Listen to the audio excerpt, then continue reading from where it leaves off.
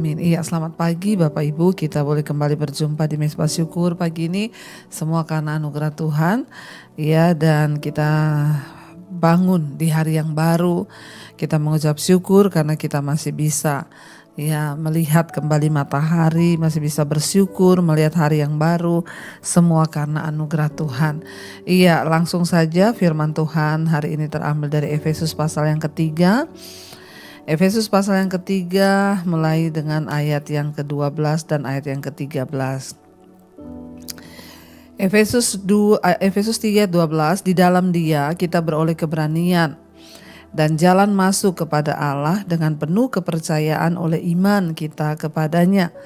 Ayat 13, sebab itu aku minta kepadamu supaya kamu jangan tawar hati melihat kesesakanku karena kesesakanku itu adalah kemuliaan. Saudara, surat ini ditulis oleh Rasul Paulus untuk jemaat yang ada di Efesus. Rasul Paulus banyak memberikan pemahaman-pemahaman tentang dasar-dasar kekristenan kepada jemaat-jemaat mula-mula. Dia menceritakan bagaimana tentang Kristus yang adalah Tuhan sendiri yang datang ke dalam dunia.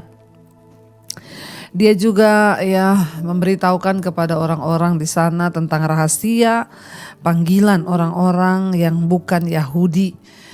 Karena keselamatan itu datang awalnya hanya bagi orang Yahudi, tetapi kemudian Tuhan berikan kepada orang lain juga yang bukan Yahudi. Dan Rasul Paulus berkata di sana di dalam Efesus 3 yang ke-12 dikatakan di dalam Dia kita beroleh keberanian dan jalan masuk kepada Allah dengan penuh kepercayaan oleh iman. Oleh iman kita kepadanya. Rasul Paulus sedang menceritakan tentang Yesus Kristus, Sang Juru Selamat, Sang Mesias yang datang. Berkat Yesus Kristus, maka keselamatan itu boleh diperoleh oleh bangsa-bangsa lain yang bukan Yahudi. Sehingga itu yang menjadi dasar Rasul Paulus terus memberitakan Injil Kerajaan Allah. Dia berkata bahwa di dalam Kristus kita ini beroleh keberanian dan jalan masuk kepada Allah. Tanpa Yesus kita tidak punya jalan masuk. Makanya Yesus berkata, akulah pintu, pintu. Tidak ada seorang pun yang bisa datang kepada Bapa kalau tidak melalui Yesus, sebab Yesus dan Bapa adalah satu. Jadi barang siapa yang datang kepada Bapa itu adalah dia datang kepada Kristus, sebab Kristus itu pintunya, manusia yang datang kepada Tuhan. Yesus adalah Tuhan yang turun menjadi manusia. Dan dikatakan di sana Rasul Paulus bilang di dalam Kristus kita ini memperoleh keberanian, sebab kita tahu dulu Allah itu adalah api yang menghanguskan. Allah itu adalah api yang membakar. Tidak ada satupun manusia yang tahan untuk berdiri di depan Allah. Tapi lewat kasih karunia anugerah Allah turun ke dalam dunia serupa dengan manusia di dalam Kristus Yesus. Dia mati mencurahkan darahnya bagi manusia dan dia menjadi pintu pendamaian. Sehingga bagi setiap orang-orang yang berdosa Allah itu bukan lagi api yang menghanguskan, karena mereka bisa masuk kepada Bapa melalui Kristus, penebusan lewat darahnya. Kalau Kristus tidak datang maka Allah adalah Allah yang tidak bisa dihampiri. Tetapi karena dia datang ke dalam dunia dalam rupa manusia, yaitu lewat Yesus, kita memperoleh jalan masuk kepada kasih karunia itu. Karena itu Rasul Paulus bilang di dalam Dia kita beroleh keberanian dan jalan masuk. Kita tidak perlu takut lagi untuk datang kepada Bapa.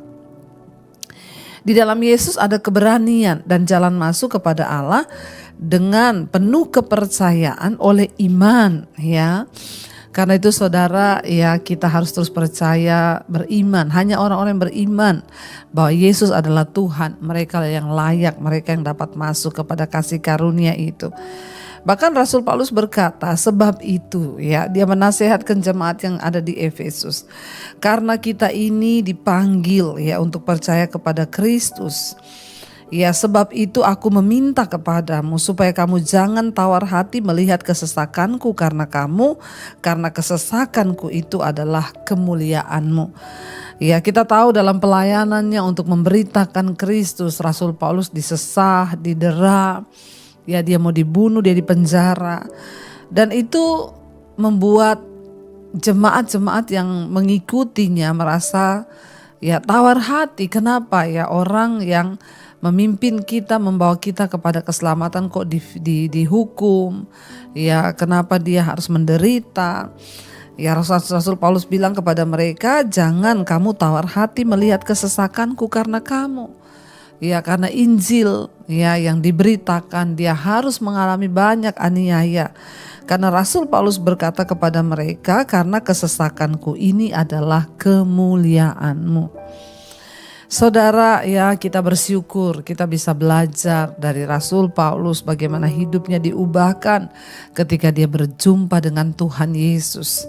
Ya, Sang Juru Selamat, Sang Penebus itu. Dan lewat hidupnya yang tadinya dia seorang pembunuh, dia menganiaya jemaat. Ya, dia berbalik menjadi orang yang kemudian berapi-api memberitakan Injil Kerajaan Allah. Membawa berita tentang keselamatan itu kepada semua orang. Walaupun pada akhirnya dia menderita, dia dipenjara, tetapi dia berkata, jangan kamu tawar hati, sebab kesesakanku ini yaitu adalah kemuliaanmu. Saudara, ya biarlah kita belajar hari-hari ini menjadi seperti Yesus. Tentunya Rasul Paulus juga belajar dari Kristus yang rela menderita. Ya, biarlah ya mungkin hari ini kita sedang ada dalam penderitaan. Kita menderita ya karena kita difitnah, disakiti, dianiaya oleh orang-orang terdekat, siapapun itu, mungkin mertua, orang tua, suami, saudara ipar, ya bos atau teman kita atau siapapun. Pandanglah itu sebagai satu kemuliaan. Ya, ketika kita ini sungguh-sungguh percaya kepada Yesus, kita menerima anugerah di dalam Dia, maka kita dimampukan untuk melihat setiap penderitaan kita itu sebagai satu kemuliaan.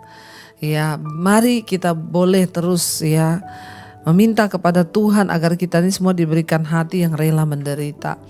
Hanya orang-orang yang rela menderita, yang mengerti ya akan maksud Tuhan, hanya orang-orang yang ya tahu akan rencana Tuhan, mereka lah yang dapat berkata bahwa penderitaan itu adalah sebuah kemuliaan.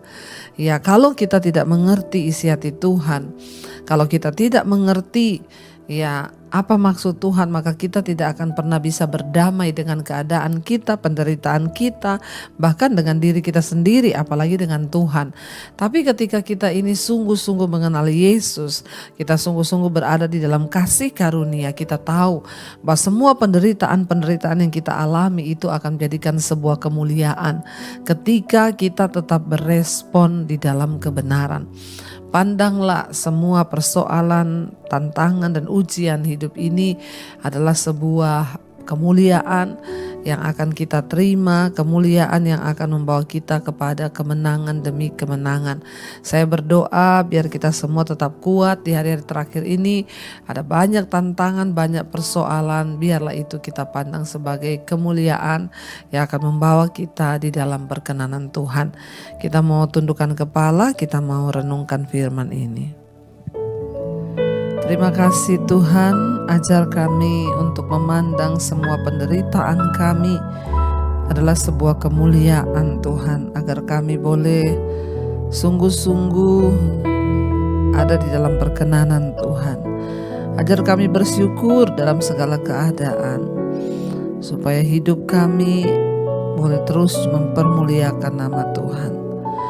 Biarlah kita naikkan ucapan syukur apapun penderitaan yang sedang kita hadapi hari ini, saudara. Katakan di hadapan Tuhan bersama.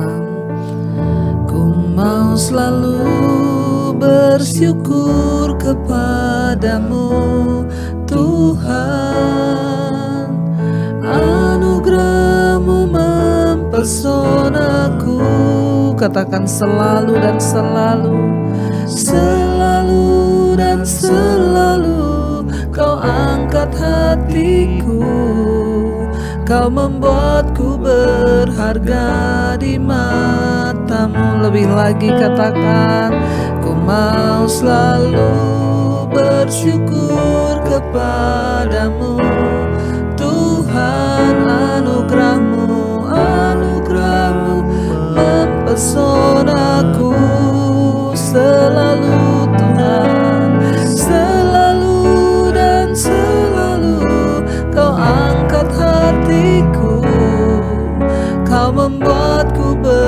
berharga di mas. Sekali lagi saudara dengan iman katakan, ku mau selalu bersyukur kepadamu Tuhan.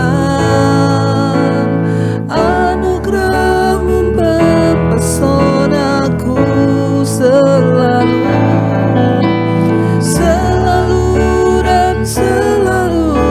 Kau angkat hatiku, Kau membuatku berharga di mata-Mu.